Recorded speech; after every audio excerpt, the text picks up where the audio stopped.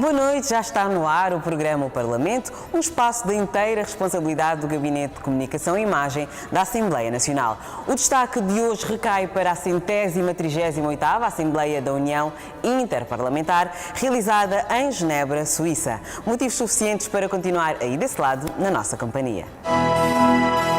Angola é um país de acolhimento de milhares de migrantes. Esta afirmação foi feita pelo Presidente da Assembleia Nacional, Fernanda Piedade Dias dos Santos, no seu discurso na sessão de abertura da 138ª Assembleia da União Interparlamentar, que se realizou de 24 a 28 de março em Genebra. Com um discurso centrado na defesa dos direitos humanos, o Presidente da Assembleia Nacional, Fernanda Piedade Dias dos Santos, mostrou ao mundo quanto Angola tem feito para melhorar a situação dos migrantes e dos refugiados. A República de Angola, signatária da Declaração Universal dos Direitos Humanos, e aderiu, dentre outras, à Convenção de Genebra de 1951, ao Protocolo de Nova Iorque de 1967 e à Convenção da Organização da Unidade Africana sobre os aspectos específicos em África de 1969, relativos à proteção dos refugiados.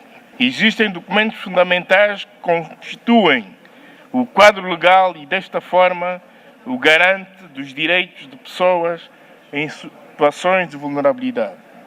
O governo angolano celebrou também com o Alto Comissariado das Nações Unidas para os Refugiados memorandos de entendimento, visando, por um lado, acionar a cláusula de cessação do Estatuto de Refugiado, o repatriamento voluntário dos refugiados e a reintegração de angolanos que tiveram este estatuto e, por outro lado, dos cidadãos dos países já referidos que beneficiaram deste mesmo estatuto em Angola. A eleição de Angola pela segunda vez para o Conselho de Direitos Humanos da ONU para o período 2018-2020 é uma demonstração inequívoca dos esforços que o nosso país tem efetuado para melhorar a situação dos direitos humanos em geral e dos migrantes e refugiados em particular. Contudo, o líder parlamentar angolano propõe uma ação concertada entre todos os Estados para atender a situação dos refugiados, dos migrantes ilegais e deslocados na busca de soluções para a melhoria das suas condições de vida e de sustentabilidade socioeconómicas. Neste sentido, no seio das Nações Unidas, discutir-se-á nos próximos meses 2 pactos globais. O Pacto Global para a Migração Ordenada, Regular e Segura e o Pacto Global para Refugiados. Como parlamentares, cabe-nos garantir a existência de legislação adequada, a ratificação de instrumentos internacionais e a criação de mecanismos que assegurem a implementação desses instrumentos legais.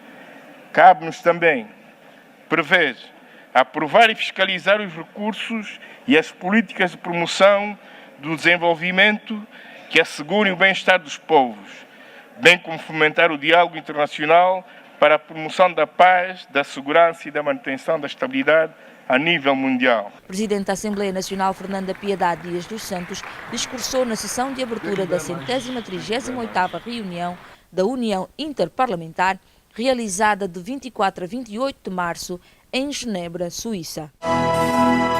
E à margem da Assembleia da União Interparlamentar, o Presidente do Parlamento angolano desenvolveu uma intensa agenda de trabalhos no domínio da diplomacia parlamentar. Num encontro bilateral mantido com o Presidente da Assembleia Nacional, Fernanda Piedade Dias dos Santos, o Secretário-Geral da União Interparlamentar, Martin Chungong, reconheceu que o apoio político e financeiro prestado por Angola, a instituição que administra desde 2014, tem contribuído de forma significativa no crescimento e no desenvolvimento da mesma.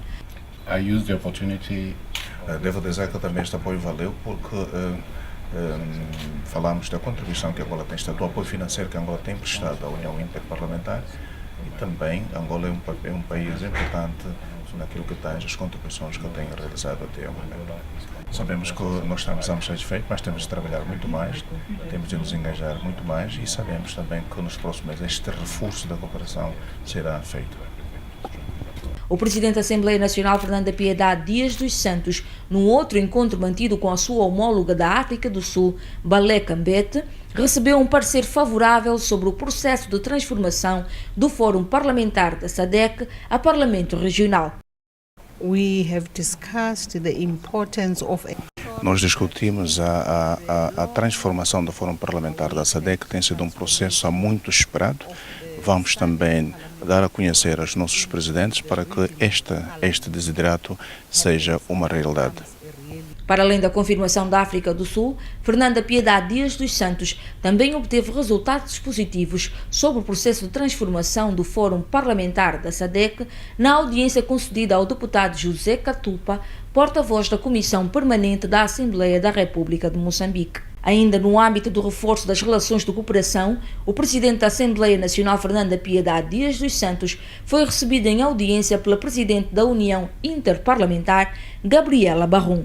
Em primeiro lugar, tendo em conta que esta é a primeira Assembleia que ela preside, na qualidade de presidente da UIP, nós viemos felicitá-la, encorajá-la para que desempenhe com sucesso o seu trabalho, manifestar a nossa predisposição a cooperar, mas também aproveitamos a ocasião para fazê-la sentir que é necessário haver uma representação mais visível de angolanos nos órgãos da União Interparlamentar.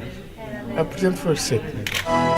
O mundo registra uma redução do nível de participação ativa das mulheres na vida política. Apurar as causas deste fenómeno foi o principal objetivo do Fórum de Mulheres Parlamentares realizado durante a Assembleia da União Interparlamentar. Segundo o relatório apresentado pelo Fórum de Mulheres Parlamentares, a maioria dos parlamentos do mundo assinalaram uma redução de 0,3% da participação do género, refletindo-se assim na diminuição da representatividade feminina na política e, consequentemente, na defesa dos direitos da mulher. Neste fórum, Angola teve a oportunidade de transmitir os feitos alcançados pela mulher angolana no contexto político e, por outro lado, indicar os problemas que as mesmas enfrentam para ascenderem a cargos de destaque na sociedade. Participamos com conversas, contactos, nomeadamente com algumas delegações amigas. Falamos com as mulheres as parlamentares do Ruanda. Estivemos também a falar com a Namíbia, com a Zâmbia e o Botsuana, sobre experiências que nós temos no nosso país. Chegamos à conclusão de que, efetivamente, o que melhor pode garantir, assegurar a igualdade do género de uma forma efetiva é a educação das raparigas e das meninas, porque hoje a igualdade do género é uma bandeira, quer dizer, e é um dos objetivos de desenvolvimento sustentável. Se de facto esta paridade não existe, quer dizer que nós estamos a desperdiçar parte de metade dos talentos que a humanidade dispõe, que são as mulheres, que constituem metade ou um pouco mais de metade da população mundial. Foram, entretanto, identificados como principais fatores de impedimento do desenvolvimento da mulher na sociedade a cultura de cada país, a qualidade e o acesso à educação, os elevados níveis de violência doméstica, bem como a condição financeira das mulheres. Com o objetivo de trocar experiências ao nível das administrações dos parlamentos do mundo, o secretário-geral da Assembleia Nacional da República de Angola, Pedro Agostinho de Neri, participou na reunião da Associação dos Secretários-Gerais da União Interparlamentar. As administrações parlamentares do mundo foram unânimes em concordarem que o uso das tecnologias de informação deve ser aplicado a todas as fases do processo legislativo, com o objetivo de garantir a prestação de serviços técnico-administrativos mais eficazes e eficientes. No entender do secretário-geral da Assembleia Nacional, Pedro Agostinho de Neri, a administração parlamentar angolana caminha passos largos para a conquista deste desiderato. Estamos neste momento apreciando experiências de países que têm tecnologias de informação muito mais avançadas, que utilizam as tecnologias de informação para, digamos, dirimir alguns constrangimentos de natureza administrativa e facilitar efetivamente a fluidez das questões que se colocam no seu dia a dia. Nós também não estamos tão mal, fazendo uma avaliação comparativa, estamos a evoluir neste sentido. Todavia, Pedro Agostinho de Nério defende que a formação e a capacitação contínuas dos deputados e quadros técnicos seja a melhor aposta da administração parlamentar face aos desafios atuais. A administração tem que ser um processo, tem que ser uma atividade evolutiva, então requer melhorias permanentes. Passa fundamentalmente pela formação dos nossos quadros e fundamentalmente pelo modelo em que cada parlamento funciona. Essa é a razão de dizer que nós nos vamos ajustando em função dos desafios políticos que o nosso parlamento estiver a viver. Reunião da Associação dos Secretários-Gerais dos Parlamentos, realizada de 26 a 27 de março em Genebra, Suíça. E por cá, a União Europeia, em parceria com o Fundo Monetário Internacional, FMI, irá disponibilizar um financiamento ao Executivo angolano com o propósito de impulsionar o setor financeiro e devolver a credibilidade e estabilidade ao sistema bancário do país. Esta informação foi transmitida aos membros da direção da 5ª Comissão de Trabalho Especializada da Assembleia Nacional, que estiveram reunidos na última sexta-feira, dia 23, com o embaixador da União Europeia acreditado aqui em Angola. No âmbito do Programa da União Europeia de Apoio às Finanças Públicas de Angola, 13 milhões de euros serão disponibilizados ao Executivo, com o intuito de restabelecer a estabilidade financeira do país, sobretudo do sistema bancário nacional, que face à atual conjuntura de crise registra um acentuado desequilíbrio macroeconômico. Podemos também oferecer um apoio cerca de 13 milhões de euros no novo programa de apoio da União Europeia para Angola. Para nós é importante que o Banco Nacional Angola vai manter como um parceiro como Banco Central Europeu para continuar com trocas das divisas. A União Europeia vai apresentar um programa em cooperação com o FMI para ajudar o BNA a atingir o nível que é desejável para os bancos europeus. Os objetivos da União Europeia e do Fundo Monetário é de contribuírem também com financiamentos que possam ajudar a estruturar melhor o sistema financeiro nacional.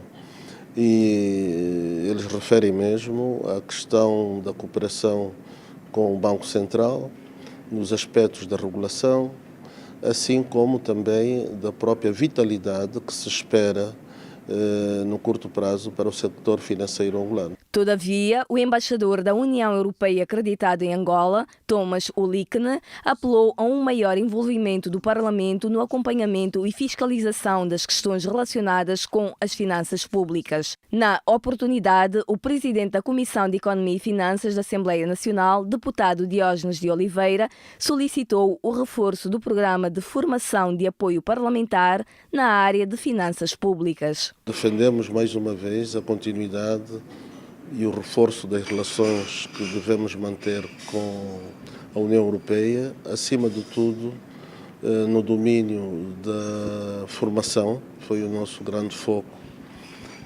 porque os ciclos políticos no nosso Parlamento são variáveis e a formação deve ser contínua. Defendemos formação nos domínios do Orçamento Geral do Estado, assim como nos aspectos ligados ao controle e à fiscalização, e nomeadamente também no domínios de pós-graduações, quer seja para deputados como dos assessores, os técnicos aqui da Assembleia Nacional.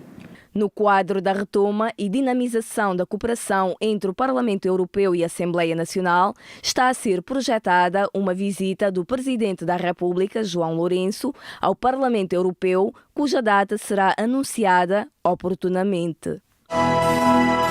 A Procuradoria-Geral da República recebeu recentemente uma delegação de deputados da 4ª, 9ª e 10ª Comissões de Trabalho Especializadas da Assembleia Nacional que se deslocaram àquela instituição judicial para avaliar o seu funcionamento, averiguar o grau de implementação da Lei da Probidade Pública e estreitar as relações entre o Parlamento e aquele respectivo órgão de justiça. A delegação de parlamentares, chefiada pelo presidente da 9ª Comissão, deputado Justino Pinto de Andrade, foi recebida pelo Procurador-Geral da República, Hélder Fernando Pitagros, que se fez acompanhar por altos funcionários daquela instituição. O reforço da relação entre as duas instituições esteve na base da visita, que serviu igualmente para que os parlamentares se inteirassem sobre o trabalho dos magistrados. No encontro, que durou aproximadamente 2 horas, o Procurador-Geral Adjunto, Luís de Assunção Pedro da Mota Liz, apresentou aos legisladores os pontos fortes e as debilidades que a instituição atravessa e aproveitou ainda passar em revista a Lei da Probidade Pública. Foi dado em realce especial a questão da Lei da Probidade Pública, em especial a problemática da declaração de bens e a sua eficácia. Foi uma discussão interessante para a avaliação da implementação da própria lei, desde o período que ela foi aprovada aos nossos dias, e foi transmitido aos senhores deputados que a Procuradoria está a fazer tudo, melhorar a sua organização para dar eficácia. Ficou acordado e reconhecido que é preciso implementar a lei na sua plenitude.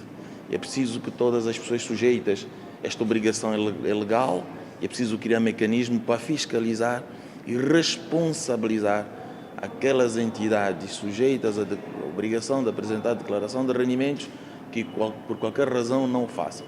Em declarações à imprensa, o deputado Justino Pinto de Andrade, presidente da Comissão de Mandatos, Ética e Decoro Parlamentar, 9ª Comissão, garantiu que os parlamentares vão continuar a fiscalizar a eficácia das leis aprovadas e reconheceu o empenho da Procuradoria-Geral da República. Nós sentimos que, da parte da PGR, um grande empenho. Nós estivemos reunidos durante cerca de 2 horas, um pouco mais de 2 horas, e tivemos um diálogo bastante profundo. Aprofundamos uma série de questões que têm a ver com a aplicação de uma lei, que é fundamental, que é a Lei da Probidade Pública, que no fundo também tem a ver com o combate à corrupção, que é um dos males do mundo, mas sobretudo um dos males que assola o nosso país. E nos últimos tempos as entidades públicas nacionais têm manifestado grande vontade de se sanar este mal, que no fundo também não só corrói a nossa sociedade, mas também mancha a nossa imagem no exterior. Na ocasião, os legisladores visitaram as instalações da Procuradoria-Geral da República no edifício do Palácio da Justiça. E falemos agora sobre saúde. Projetada para realizar 45 partos por dia, a maternidade Lucrécia Paim ultrapassa em quase o dobro essa capacidade. Situação que obriga as parturientes a dividirem as camas e à direção recorrer a estagiários para cobrirem a carência de médicos. Esta realidade foi constatada pelos deputados da 8ª Comissão de Trabalho Especializada da Assembleia Nacional, que recentemente visitou uma das maiores unidades hospitalares do país. As imagens falam por si. A escassez de camas na maternidade Lucrécia Paim para acolher o elevado número de mulheres que acorrem diariamente à unidade para trazerem ao mundo novos seres tem obrigado a direção do hospital a acomodar 2 a 3 mães na mesma cama. Preocupados com a situação, os deputados à Assembleia Nacional, afetos à Comissão de Família, Infância e Ação Social, realizaram uma visita de constatação à maternidade no quadro das atividades programadas para a presente legislatura. Nós viemos para cá, para esta unidade que nós consideramos fundamental, uma grande unidade que, portanto, que trata de assuntos relacionados à saúde da mulher. Os parlamentares, numa visita guiada encabeçada pela diretora da maternidade, percorreram os diversos compartimentos da referida unidade, nomeadamente a sala de partos, o banco de urgências, o berçário e a hematologia, para o apuramento do seu grau de funcionamento. Nós constatamos, dessa nossa visita, é que existe uma falta gritante de recursos, quer humanos e financeiros. E isto faz com que os nossos técnicos tenham muitas dificuldades para responder às grandes demandas.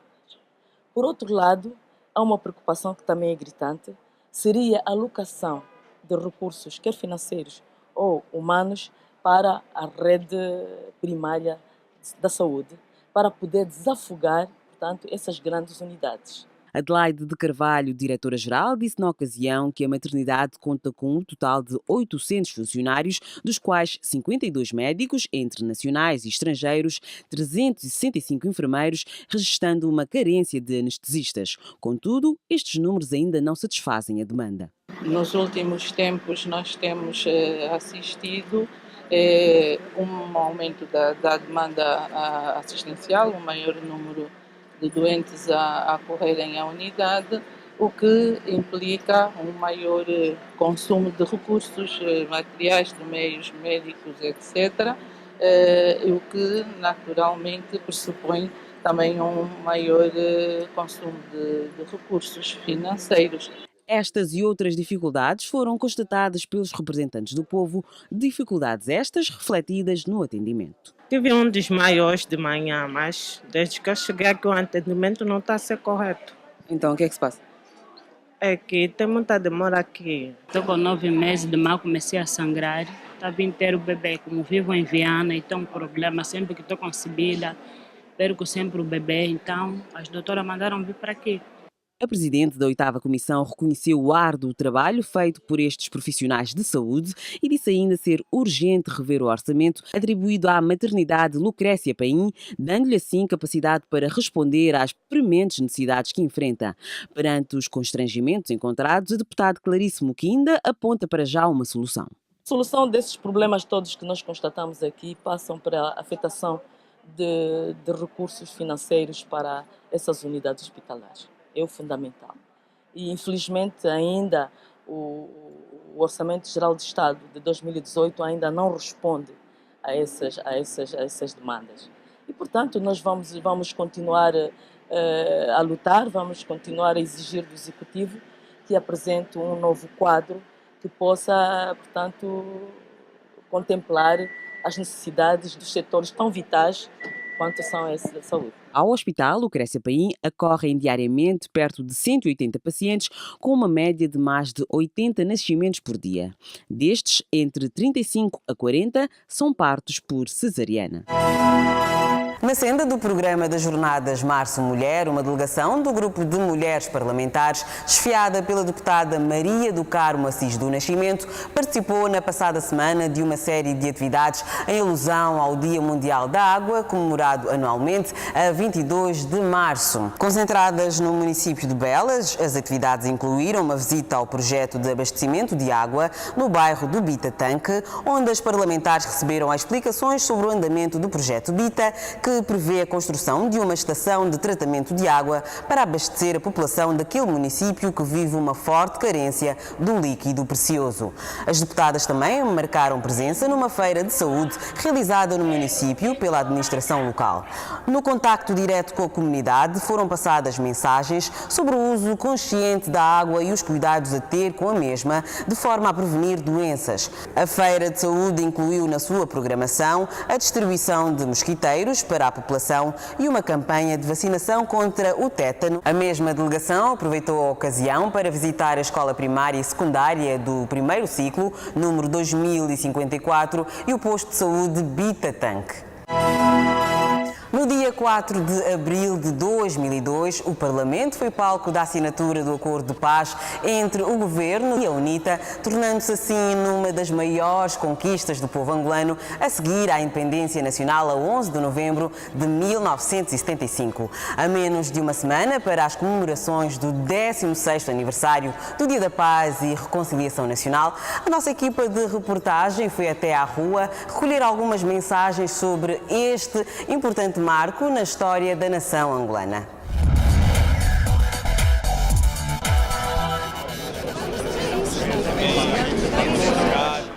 São 16 anos de desenvolvimento e conquistas.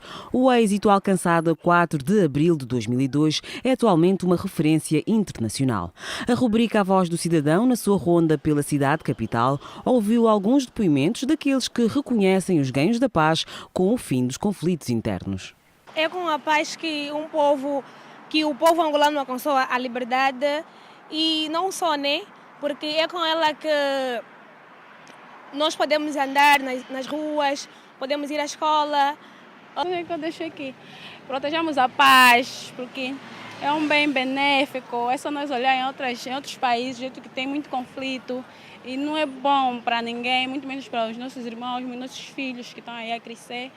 Então, que nós protegemos essa paz que demorou muito que é para vir. A paz é muito importante porque ajuda o país a se desenvolver. E hoje em dia já conseguimos estudar, porque antigamente, sem paz, não conseguíamos estudar. É através da paz que o país está desenvolvendo, né? E daqui em diante que haja mais desenvolvimento ainda para que o nosso país venha a mudar mais. O país ganhou através da liberdade e a tranquilidade da população. Embora que há muitas dificuldades de atravessarmos, não é? Mas o país, o melhor que ganhou é a tranquilidade. A população anda de um lado ao outro, circula à vontade. Já não há mais bomba, nem canhões, nem nada, não é? A resta da dificuldade que falta, nós mesmos já que temos já a resolver entre nós. Estamos sempre unidos para continuar com esta paz que nós temos e que o povo angolano permaneça firme e que tenham fé, né? Porque que dá esta paz é Deus, é que fez com que o povo angolano alcançasse essa mesma paz.